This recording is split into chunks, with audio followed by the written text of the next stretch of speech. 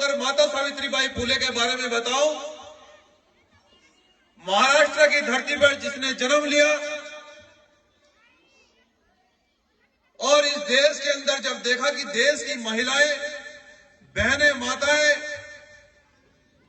यहां उनको अधिकार नहीं है, उनका तरह तरह से उत्पीड़न किया जाता है, तो माता सावित्रीबाई फुले ने यह संकल्प लिया कि हम देश की महिलाओं को भी शिक्षित बनाकर शिक्षा समृद्धि के रास्ते पर चलकर इनको आगे बढ़ाने का काम करेंगे। और जब माता सावित्रीबाई फुले देश की नारी शक्ति के लिए, देश की महिलाओं के लिए, जब देश के अंदर एक बड़ा आंदोलन चला कि देश की महिलाओं को एक समान शिक्षा मिलनी चाहिए, जो व्यवस्था मनुवादी या मनुस्मृति में जो व्यवस्था थी कि महिलाओं को काल कोठरी में बंद रहकर जीवन यापन करना पड़ता था, महिलाओं को कोई अधिकार नहीं था, माता सावित्रीबाई फुले जी ने अपने आंदोलन के अनुसार इस देश के अंदर ये आंदोलन चलाया कि आखिर महिलाओं को अधिकार क्यों नहीं है। मैं इस देश की हुकूमत या इस देश की व्यवस्था से पूछना चाहती हूं। जब माता सावित्रीबाई फुले ने देश के अंदर यह सवाल किया कि आखिर महिलाओं को बराबर का सम्मान, बराबर का अधिकार क्यों नहीं है, और जिस देश में महिलाओं की उन्नति नहीं होती वो देश कभी तरक्की नहीं कर सकता है, ये बाबा साहब डॉक्टर अंबेडकर भी अपनी स्पीच में कहते हैं। तो माता सावित्रीबाई फुले जी ने यह संकल्प लिया कि सबसे पहले देश की महिलाओं को शिक्षित करने का काम हम इसी प्रदेश से करेंगे। तो जब माता सावित्रीबाई फुले महिलाओं को शिक्षित और पढ़ाने के लिए जाती थी तो बहुत सारे जो मनुवादी व्यवस्था के लोग, जो मनुवादी व्यवस्था में ढले हुए लोग थे, जो ये चाहते थे कि अगर महिलाओं को सम्मान मिलेगा, जिनको ये पता था कि अगर महिलाएं आगे बढ़ेगी तो आने वाले कल में महिलाएं सवाल करेगी, वो समान कुर्सियों पर बैठेगी, जैसे इस मंच पर महिलाएं समान कुर्सियों पर एक लाइन में बैठी है, मनुवादी व्यवस्था में इस तरह से नहीं बैठ पाते। तो माता सावित्रीबाई फुले जी का उन मनुवादी लोगों ने और मनुवादी व्यवस्था ने यह विरोध किया कि एक महिलाओं को शिक्षित कर रही है, और माता सावित्रीबाई फुले का पूरा विरोध किया। जब माता सावित्रीबाई फुले महिलाओं को शिक्षा देने के लिए जाती थी तो उन पर कंकड़, पत्थरी, बजरी, पत्थर, गोबर के उबले, कचरा, कीचड़, ये सब फेंकते थे। और आप उस महिला का साहस और बहादुरी देखिए कि जब माता सावित्रीबाई फुले को यह पता लगा कि हम जो शिक्षा का रास्ता बना रहे हैं, हम देश की महिलाओं को शिक्षित करने का जो काम कर रहे हैं, उसका बहुत बड़े पैमाने पर विरोध हो रहा है, मनुवादी लोग उसका बहुत बड़े पैमाने पर विरोध कर रहे हैं। लेकिन माता सावित्रीबाई फुले जी को यह पता था कि यह रास्ता बहुत सही है और यह रास्ता बहुत बड़ा है। इस रास्ते को हमें आगे बढ़ाने के लिए बेहद मुसीबतों का, बेहद उलझनों का और विरोध का सामना करना पड़ेगा। तो माता सावित्रीबाई फुले ने यह निर्णय लिया कि जब मैं रास्ते से जाती हूं तो बहुत सारे लोग मेरे ऊपर कंकड़, पत्थरी, कीचड़ फेंकते हैं, तो वो कपड़े मेरे गंदे हो जाते हैं। माता सावित्रीबाई फुले ने यह सोचा कि जो कपड़े गंदे हो जाते हैं तो ये कपड़े पहनकर तो मैं कक्षा में महिलाओं को नहीं पढ़ा पाऊंगी। तो माता सावित्रीबाई फुले ने यह भी संकल्प लिया कि मैं एक जोड़ा, एक ड्रेस में थैले में एक्स्ट्रा लेकर जाया करूंगी कि जो कपड़े ये मनुवादी लोग मेरे गंदे कर देते हैं, मैं कपड़े वहां चेंज कर जब महिलाओं को पढ़ाया करूंगी। ये माता सावित्रीबाई फुले जी ने संकल्प लिया।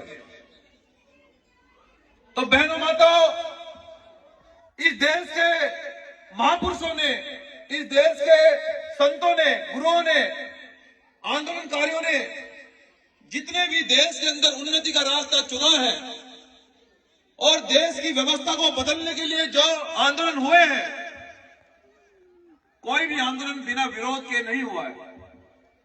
हमेशा देश की उन्नति के लिए, देश को आगे बढ़ाने के लिए और समाज को आगे बढ़ाने के लिए हमेशा विरोध होता है और होता आया है। इसलिए मैं बहुजन समाज के लोगों आपसे ये कहना चाहता हूं कि आपको आगे बढ़ाने के लिए, आपको पढ़ने के लिए और आगे बढ़ने के लिए आपको भी बेहद मुसीबतों का सामना करना पड़ेगा, अन्यथा आप आगे नहीं बढ़ पाएंगे। मैं ये बात इसलिए कह रहा हूं कि आज वर्तमान में जो बहुजन समाज की स्थिति है वो बेहद निंदनीय है और बहुत दुखद है। ये आप भी जानते हैं और हम भी जानते हैं। लेकिन मेरा आपसे ये बहुत बड़े पैमाने पर मैं हर जगह एक सवाल पूछता हूं कि जितने भी देश के संत और महापुरुष हुए हैं, उन्होंने अपने परिवार को, अपने घर को बलिदान देकर हमें सब अधिकार दिलाए, लेकिन उन अधिकारों को भी हम सही तरह से लागू नहीं करवा पा रहे हैं। उन अधिकारों को हम सही तरह से नहीं ले पा रहे हैं। ये बड़े दुखद और विडंबना की बात है। और ये अधिकार हमें इसलिए नहीं मिल पा रहे हैं कि बहुजन समाज के जो बुद्धिजीवी लोग हैं, जो आरक्षण की बदौलत इस देश की बड़ी बड़ी कुर्सियों पर बैठे हैं, जो वोट के और आरक्षण के दम पर इस देश के अंदर बड़े बड़े नेता हैं, वो अधिकारी और वो नेता स्वार्थी हो गए हैं। और जब आंदोलन में और मिशन में जब स्वार्थ आता है तो वो आगे नहीं बढ़ पाता है। ये मैं पूरे विश्वास के साथ कह रहा हूं। बात कड़वी है लेकिन सच है। जब बाबा साहब डॉक्टर अंबेडकर इस देश के अंदर सबको समानता, बंधुता, भाईचारा, सबको समान अधिकार दे देते हैं, तो मेरा आप लोगों से एक सवाल है, तो बहुजन समाज आज भी सामाजिक और आर्थिक स्थिति से क्यों जूझ रहा है? ये मेरा बड़ा सवाल है। और इस सवाल का जवाब मुझे कहीं भी नहीं मिल रहा है। अब हमें यह लगता है कि हमें इस सवाल का जवाब हमें आंदोलन के माध्यम से खुद ही खोजना होगा। जब मैं इस सवाल को बहुजन समाज के सामने करता हूं तो मुझे कोई इस सवाल का जवाब नहीं देता है कि जब बाबा साहब डॉक्टर अंबेडकर हमें सब अधिकार दे देते हैं और मान्यवर साहब काशीराम हमें बहुजन आंदोलन देकर जाते हैं, एक झोपड़ी में पले बड़े व्यक्ति हरियाणा रोपड़ की धरती से चलकर उत्तर प्रदेश में पहुंचे और देश के सबसे बड़े सूबे में आपकी सरकार बना देते हैं। लेकिन उनके जाने के बाद आज भी बहुजन समाज सरकार क्यों नहीं बना पाया? आज बहुजन समाज क्यों आगे नहीं बढ़ पा रहा है? उसका सबसे बड़ा कारण स्वार्थ और बहुजन मूवमेंट पर ईमानदारी और निष्ठा से नए काम करना है।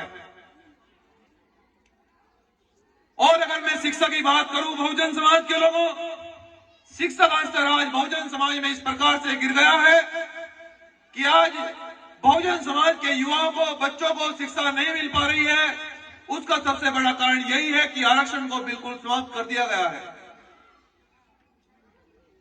क्योंकि हमारे महापुरुषों ने, बाबा साहब डॉक्टर अंबेडकर और मान्यवर साहब काशीराम जी भी ये कहते हैं कि आपको इस देश के अंदर सुबह सुबह 2 घंटी बजती हुई मिलेगी, 1 घंटी मंदिर में बजेगी, 1 घंटी विद्यालय में बजेगी। ये आपको तय करना है कि आपको किधर जाना है, आपकी उन्नति कौन से रास्ते पर चलकर होगी। उसको सबसे बड़ा उदाहरण बाबा साहब डॉक्टर अंबेडकर ये कहते हैं कि बहुजन और मेरे भारत देश के लोगों, अगर मैं बेहद ईमानदारी, निष्ठा और पूरी मेहनत से अगर नहीं पढ़ पाता तो मैं शायद आपके लिए नहीं लड़ पाता और देश का संविधान नहीं लिख पाता। इसलिए बहुजन समाज के लोगों, आपको यह तय करना होगा कि हमारा उद्धार विद्यालय में जाने से होगा या इधर उधर जाने से होगा।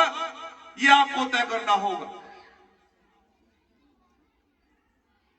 पेरियार नायकर स्वामी जी भी ये कहते हैं, नारायण गुरु जी ये कहते हैं कि 1 रोटी कम खाना लेकिन बच्चों को जरूर पढ़ाना। लेकिन आज की स्थिति यह है कि हमारे समाज की महिलाएं जब प्राइमरी में बच्चों को पढ़ने के लिए भेजती है, उन्हें यह नहीं पूछती है कि तुम्हारे तुम्हारे बस्ते में, तुम्हारे बैग में किताब है कि नहीं है, बल्कि उन्हें यह पूछती है कि दलिए के लिए थाली रखी है नहीं रखी है। यह भी बहुत बड़ी समस्या है। ये बहुजन समाज के लोगों में यह बात इसलिए कह रहा हूं कि आने वाला समय आपके लिए बहुत दुर्भाग्यपूर्ण है। आपके अधिकारों को जिस तरह समाप्त किया जा रहा है, देश के महापुरुषों ने यह नारा दिया कि हम लोग 85% हैं, लेकिन 85% लोग पिटते भी हैं, रोज मुकदमे लिखे जाते हैं, कोई अधिकारी नहीं बच रहा है, कोई नेता नहीं बन रहा है, कोई सदन में ये नहीं कह सकता कि आरक्षण क्यों नहीं मिल रहा है, हमें अधिकार क्यों नहीं मिल रहे हैं, शिक्षा बहुजन समाज के बच्चों को क्यों नहीं मिल रहा है, किसी की हिम्मत कहने के लिए नहीं हो रही है। क्योंकि इस देश के अंदर आरक्षित सीटों पे सबसे ज्यादा एमपी एमएलए वो समझौते से चुनकर जा रहे हैं। मेरी बात को बड़े ध्यान से सुनना बहुजन समाज के लोगों। इस देश की आरक्षित सीटों पे सारे नेता एमपी एमएलए समझौते से चुनकर जा रहे हैं। उनको टिकट देने से पहले यह कहा जाता है कि संविधान की बात नहीं करोगे, बहुजन की बात नहीं करोगे, शिक्षा की बात नहीं करोगे, अधिकारों की बात नहीं करोगे। अरे हम नहीं करेंगे तो फिर कौन करेगा? बहुजन समाज के लोगों में आपसे पूछना चाहता हूं, क्या यही बाबा साहब का मिशन है? क्या यही बाबा साहब ने हमें सिखाया है? बाबा साहब जाते जाते ये कहकर गए कि मेरे भारतवर्ष के लोगों में ये कारवा इधर बेहद मुसीबतों से लेकर आया हूं। अगर आप इसको आगे नहीं ले जा पाए तो इसको पीछे भी मत जाने देना, मेरी आपसे अपील है। लेकिन मुझे यह लगता है कि जो प्रोफेसर हमारे बीच में बैठे हैं, ये तो इस कारवा को आगे बढ़ाना चाहते हैं। बहुत सारे आंदोलनकारी इस आंदोलन को आगे बढ़ाना चाहते हैं, लेकिन ये आंदोलन क्यों आगे नहीं बढ़ पा रहा है, ये चिंता का विषय है, ये चर्चा का विषय है। ये आंदोलन इसलिए आगे नहीं बढ़ पा रहा है कि आप मान लीजिए हम इस आंदोलन को बड़ी ईमानदारी से आगे बढ़ा पा रहे हैं, लेकिन गांव में, जिलों में कुछ लोग इस आंदोलन को तोड़ने का प्रयास कर रहे हैं। वो छोटे मोटे लालच में बिककर, वो विरोधियों के हाथों में खेलकर इस आंदोलन को तोड़ रहे हैं, इसलिए आंदोलन आगे नहीं बढ़ पा रहा है। बहुजन समाज के लोगों, मैं ये पीड़ा आपको इसलिए कहना चाहता हूं कि अगर अब भी हम लोग अगर नहीं समझ पाए तो आने वाला समय बड़ा भयंकर है। मैं पूरी विश्वास के साथ आपको कह रहा हूं।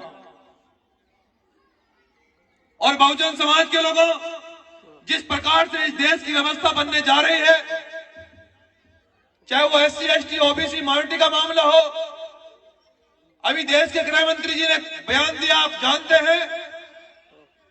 अभी सदन में संविधान को बदलने का प्रयास पूरा चल रहा है, आप जानते हैं। लेकिन अगर संविधान नहीं बचेगा तो बहुजन समाज के लोगों, बाबा साहब डॉक्टर अंबेडकर की पूरी मेहनत बेकार हो जाएगी और हमें कोई अधिकार नहीं मिलेगा। हमारी जिंदगी अंग्रेजों के जमाने से भी बद से बदतर हो जाएगी। ये बड़ी बात ध्यान रखना। इसलिए मैं आपको ये पूरे विश्वास के साथ कहना चाहता हूं कि हरियाणा हमारा जिगर है, हमारा दिल है। हरियाणा में हम सबसे ज्यादा लगाव रखते हैं। हरियाणा पंजाब हमारे लिए एक तरफ रहता है और पूरा देश एक तरफ रहता है, क्योंकि हरियाणा पंजाब की धरती पर बहुत सारे क्रांतिकारी, बहुत सारे नेता, बहुत सारे योद्धा, और ये क्रांतिकारी धरती है और यहाँ बड़े ईमानदार नेता और बड़े ईमानदार आंदोलनकारी हुए हैं। इसलिए हम सबसे ज्यादा लगाव हरियाणा पंजाब की धरती से रखते हैं और आपसे पूरी उम्मीद भी करते हैं कि हरियाणा पंजाब के लोग इस आंदोलन में पूरा सहयोग करके इस आंदोलन को आगे बढ़ाकर हमारा साथ देंगे और इस आंदोलन को हम पूरी मेहनत और लगन से आगे बढ़ाएंगे। मैं पूरा विश्वास भी दिलाना चाहता हूं आपको। बहुजन समाज के लोगों, जागरूक टीम ने आज ये जो कार्यक्रम रखा, मैं उनका भी पुनः धन्यवाद करना चाहता हूं। और मैं ये चाहता हूं कि हरियाणा में आरक्षण और जमीन की लड़ाई को, संविधान बचाओ आंदोलन देश के अंदर हम बड़ी मजबूती से चला रहे हैं। और मैं ये चाहता हूं कि जितने भी यहाँ पर युवा अपने भाई की आवाज को सुन रहे हो, हम हरियाणा के प्रत्येक जिले में उस आंदोलन को लेकर जाएंगे। और मैं ये पूरे विश्वास के साथ कहना चाहता हूं कि कभी मंजीत नौटियाल ने कभी आपको पीठ नहीं दिखाई। जब जब आपने पुकारा, मैंने आंदोलन को बड़ी मजबूती से, बड़ी ईमानदारी से सींचा।